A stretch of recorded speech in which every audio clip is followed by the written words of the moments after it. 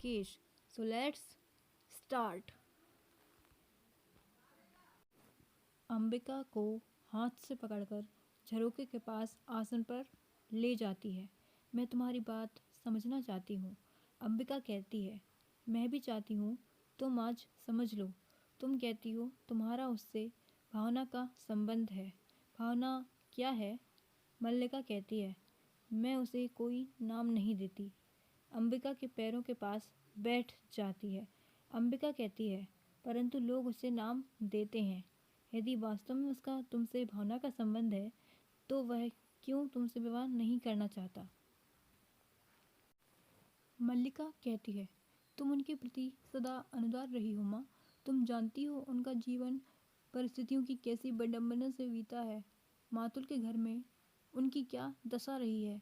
उस साधनहीन और अभावग्रस्त जीवन में विवाह की कल्पना ही कैसे की जा सकती थी। अंबिका कहती है, और अब जबकि उसका जीवन साधनहीन और अभावग्रस्त नहीं रहेगा।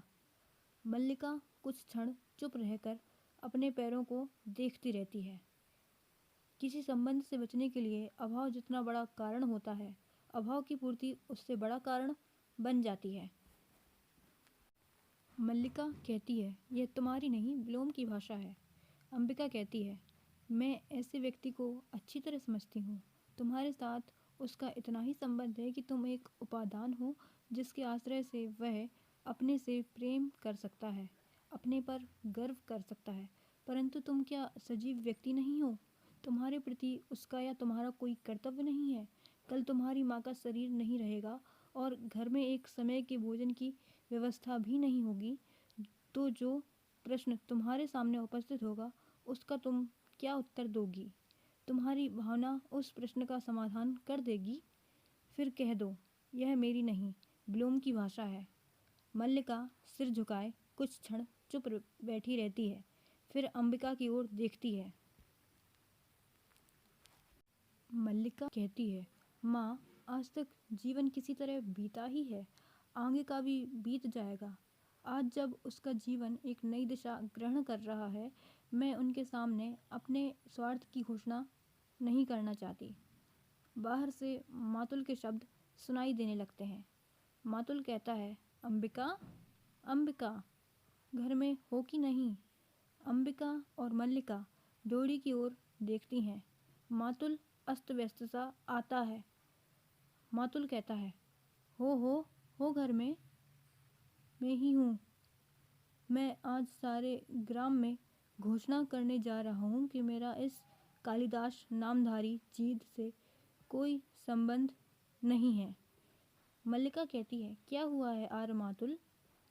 मातुल कहता है, मैंने इसे पाला पोसा बड़ा किया, क्या इसी दिन के लिए कि यह इस तरह कुलद्रोही बने? मल्लिका कहती है, परंतु उन्हें तो सुना है राज्य की ओर से सम्मानित किया जा रहा है। उज्जैनी से कोई आचार्य आए हैं। मातुल कहता है, यही तो कह रहा हूँ, उज्जैनी से कोई आचार्य आए हैं। मल्लिका कहती है, परंतु आप तो कह रहे हैं। मातुल कहता है, मैं ठीक कह रहा हूँ। आचार्य कल ही इसे अपने साथ उज्जैनी ले जाना चाहते हैं। मल्लिका कहती है, किंतु? मातुल कहता है, 2 रथ, रथवाह और 4 अश्वारोही उनके साथ हैं। मैं तुमसे नहीं कहता था अंबिका कि हमारे प्रपितामह के एक दौहित्र का पुत्र गुप्त राज्य की ओर से शकों से युद्ध कर चुका है। अंबिका कहती है, तुम अपने भागिने की बात कर रहे थे। मातुल कहता है, उसी की बात कर रहा हूँ अंबिका।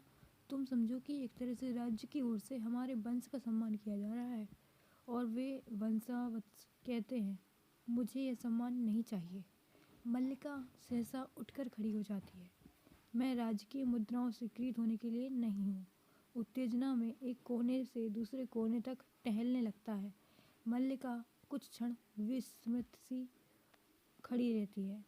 मल्लिका कहती है, वे राजकीय सम्मान को स्वीकार नहीं करना चाहते? मातुल कहता है, मेरी समझ में नहीं आता कि इसमें क्रय विक्रय की क्या बात है। सम्मान मिलता है, ग्रहण करो, नहीं कविता का मूल्य ही क्या है? मल्लिका कहती है, कविता का कुछ मूल्य है आर्य मातुल, तभी तो सम्मान का भी मूल्य है। मैं समझती हूँ कि उनके हृदय में यह सम्मान कहाँ चुपता है। अंबिका कुछ सोचती सी अपने अंशुक को उंगलियों में मसलने लगती है। अंबिका कहती है, मैं तुम्हें विश्वास दिलाती हूँ कि वह उज्जैनी अवश्य जाएगा। मातुल उसी तरह टहलता रहता है। मातुल कहता है, अवश्य जाएगा। वे लोग इसके अनुचर हैं जो अभी स्तुति करके इसे ले जाएंगे। अंबिका कहती है, सम्मान प्राप्त होने पर सम्मान के प्रति प्रकट की गई उदासीनता व्यक्ति के महत्व को बढ़ा देती है। तुम्हें प्रसन्न होना चाहिए कि तुम्हारा भाग्ने लोकनीति में निष्पण है। मातुल सहसा रुक जाता है। मातुल कहता है, यह लोकनीति है तो मैं कहूँगा कि लोकनीति मूर्ख नीति दोनों का एक ही अर्थ है। फिर टहलने लगता है। जो व्यक्ति कुछ देता है, धन हो या सम्मान हो, वह अपना मन बदल भी सकता है, और बदल गया तो बदल गया, फिर रुक जाता है। तुम सोचो कि सम्राट रुष्ट भी तो हो सकते हैं कि एक साधारण कवि ने उनका सम्मान स्वीकार नहीं किया। निक्षेप बाहर से आता है। निक्षेप कहता है, मातुल आप अभी तक यहाँ हैं और आचार्य आपकी प्रतीक्षा कर रहे हैं। मातुल कहता है, और तुम यहाँ क्या कर रहे हो? मैंने तुमसे नहीं कहा था कि जब तक मैं लौट कर ना आऊँ तुम आचार्य के पास रहना। निक्षेप कहता है, परंतु यह भी तो कहा था कि आचार्य विश्राम कर चुके तो तुरंत आपको सूचना दे दें। मातुल कहता है, यह भी कहा था, किंतु वह भी तो कहा था। यह कहा तुम्हारी समझ में आ गया, वह नहीं आया। निक्षेप कहता है, किंतु मातुल। मातुल किंतु क्या? मूर्ख। मातुल मूर्ख है। बताओ, तुम मुझे मूर्ख समझते हो? निक्षेप कहता है, नहीं मातुल,